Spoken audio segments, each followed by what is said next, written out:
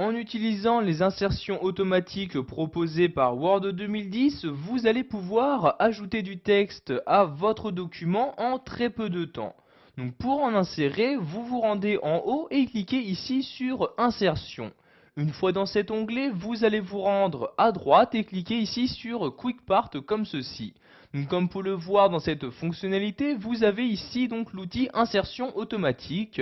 Je me rends donc ici et apparaît un sous-menu avec les insertions automatiques qui sont actuellement disponibles. Vous avez par exemple ici donc votre nom et votre prénom, donc si vous les avez renseignés dans les propriétés d'Office 2010.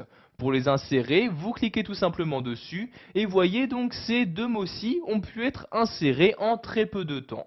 Donc maintenant je vais effectuer différents retours à la ligne et nous allons voir comment donc enregistrer une sélection en tant que insertion automatique.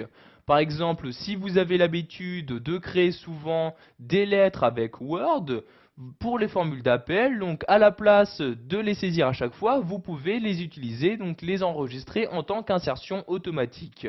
Donc par exemple ici j'écris cher monsieur comme ceci, j'insère la virgule.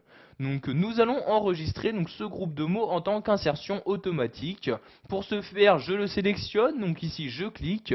Donc une fois ma sélection faite, je retourne en haut sur Quick Part, puis sur Insertion automatique.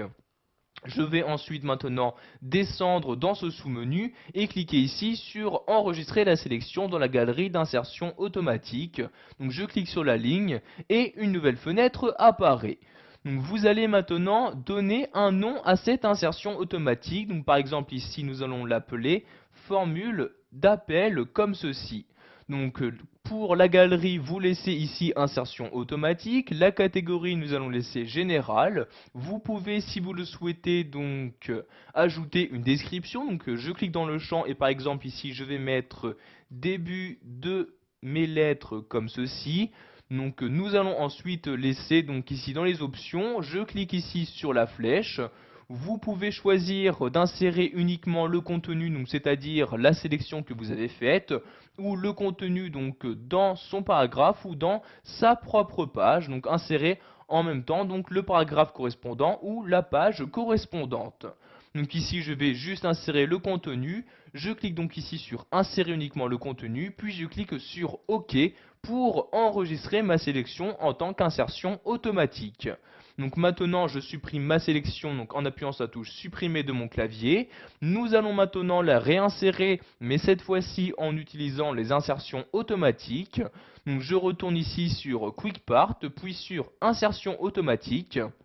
Et maintenant, directement dans le sous-menu, vous pouvez voir, pardon, si je retourne sur insertion automatique, vous pouvez voir dans le sous-menu qu'il y a une nouvelle insertion qui apparaît, l'insertion formule d'appel. Si vous laissez votre souris dessus, vous voyez, je laisse ma souris dessus, vous pouvez voir que la description apparaît, début de mes lettres.